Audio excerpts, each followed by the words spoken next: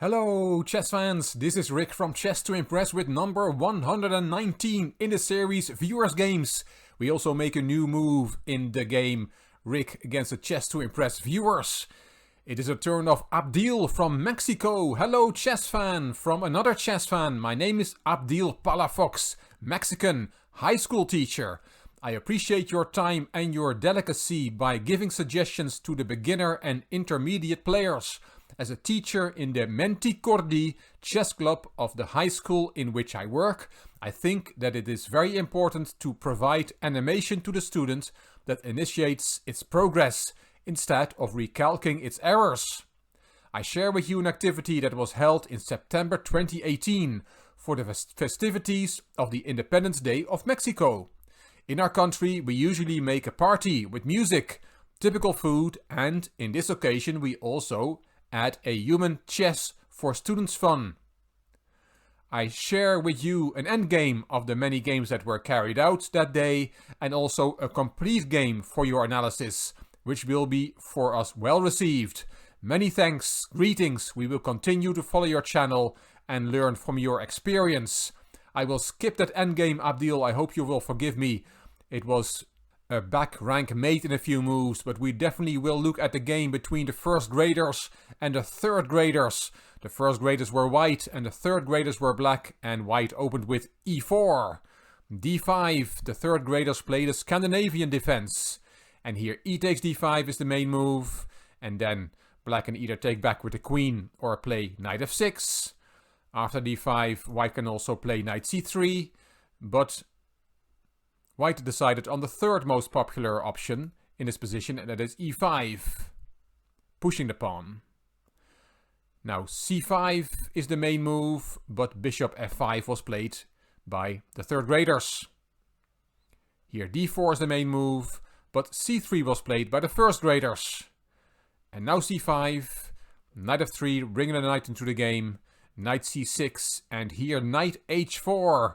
The first graders violate the rule of not playing with the same piece in the opening twice.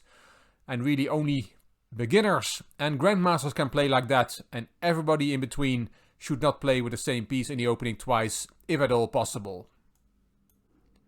d4 is a very good alternative. But knight h4 was played, attacking the bishop on f5. That bishop is unprotected, so the third graders played it back to g6. And knight takes g6. If you say A, you also have to say B. That makes sense, as otherwise the knight on h4 looks very silly. Black took back with the h-pawn, taking towards the center. That's another rule of thumb. d4 now, good move. e6 and d takes c5. Bishop e3 followed by knight d2, just developing pieces, putting them into play is a good alternative. Black took back, bishop takes c5. White has really helped black to develop this piece. Black's position is already preferable. Pawn e5 is a problem for white. You don't really want to play queen e2 to defend that pawn, because then you block in this bishop on f1. Bishop f4 is possible, but that bishop would like to be more active than defending a pawn. Instead of bishop takes e5, black, by the way, could also have captured on e5. But taking on c5 makes more sense, because it brings another piece into the game. White decided not to defend that e5 pawn at all, which is attacked by the knight. They played b4, kicking the bishop, and this move really only weakens white's position. The bishop dropped back, and bishop b5, and yes, that's another way to defend the pawn on e5. Pinning the knight. The knight cannot take on e5 because it's pinned by the bishop. Knight ge7, black calmly brings another piece into play. And here queen e2 is possible, defending the pawn. The bishop has come out, so the queen is no longer in the way of that bishop. Castling is also an option, but white decided on a4, another pawn move on the queen side. White may want to play a5 to kick that bishop off this nice diagonal. Black anticipates that and plays a6, and that's a multi-purpose move. It's kicking the bishop, which is pinning the knight on c6, and also creating a square on a7 for the bishop to drop back to in case of a4, a5, so that that bishop can stay on the nice diagonal. Bishop went back to e2. And now you can take on e5. But knight f5 is also a fine move.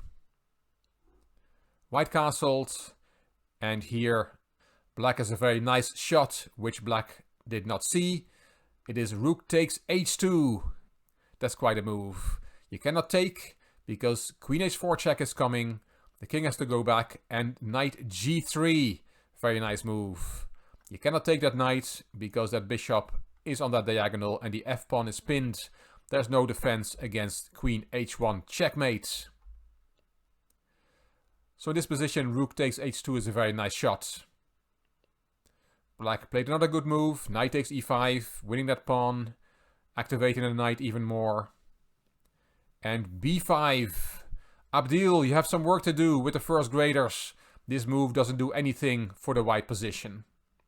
Just look at the white's pieces on the back rank. They're all at home.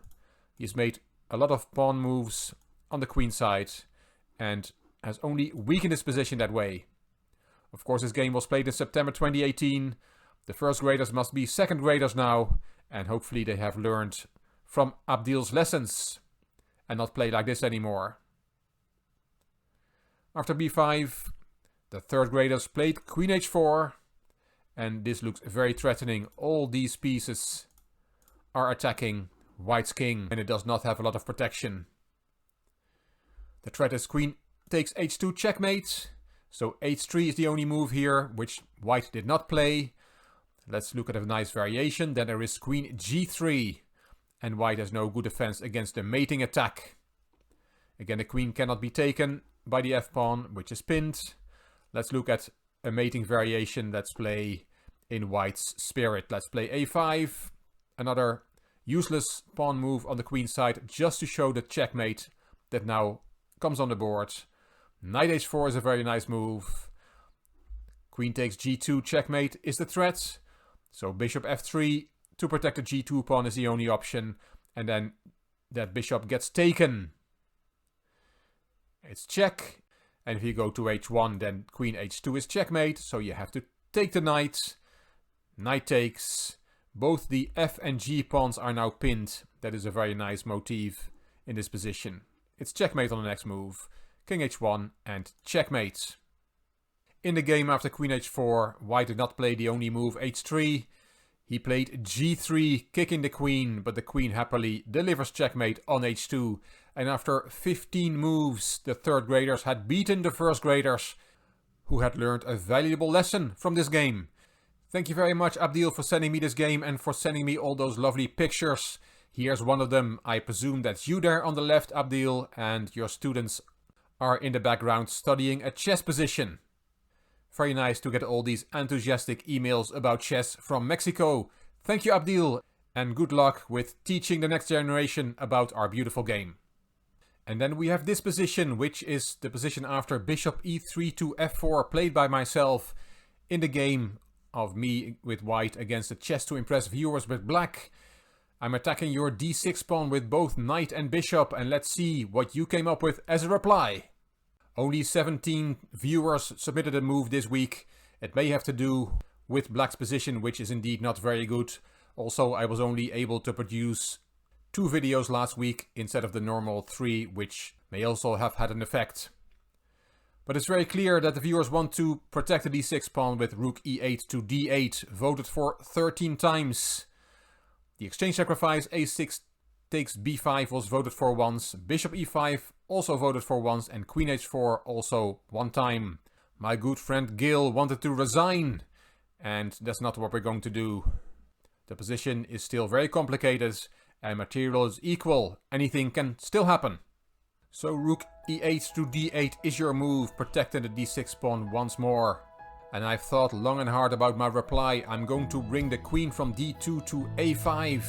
I'm giving up the pressure on the h6 pawn, which I don't really like to do, but you have to do something in chess. My plan is to sneak in maybe to b6 to put even more pressure on the d6 pawn with your pieces on the back rank.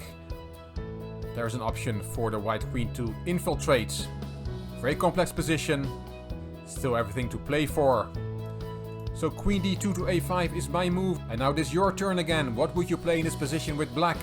You can put 26 move for black in the comment section underneath this video. What would you play here? By doing so, you will be part of this exciting game. We also be in the raffle. At the end of the game, I will raffle a chess book with amongst the viewers who have taken part in this game. So I'm looking forward to seeing your move in the comment section. And I hope you enjoyed this video. If you did, please give it a thumbs up. Please subscribe to the Chess to Impress channel and please leave a comment. I will read them all and I will reply to them all. If you would like your game to be analyzed on Chess to Impress, you can send it to me by email to classroomchess64@gmail.com. If you like the video, if you like the Viewers Game series, the link to the series is in the description box of this video.